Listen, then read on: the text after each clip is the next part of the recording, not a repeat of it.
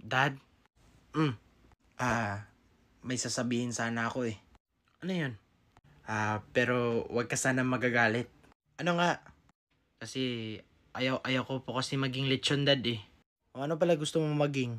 Gusto ko po kasi mag-travel, tapos yung nakasakay lang sa bus, tapos iba't ibang lugar ako dinadala. O ano nga ang gusto mo?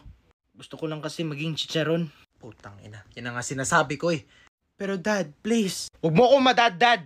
Hindi kita anak. But Dad, that's what I want. Hindi ka pa nahihiya sa pamilya natin? Yung nanay mo lechon, earning thousands. Yung auntie mo isa nasa London, nagiging actress na, Peppa Pig. Anong pakialam ko sa kanila, Dad? Pangarap nila yun. Tangina, I marinated you for years. And sasabihin mo na magiging chicharon ka lang? Hindi ka nasasama sa mga ate mo na barbecue na sila? Wow! Do you think masaya sila ate doon na nakababad lang sa uling every single night? Oo, it was their dream. No, Dad. It was your dream. Mas mabenta pa nga yung mga isaw doon eh. At least marami silang pera. Kaya na naman siya, pera. Edi sana naging piggy bank ka na lang.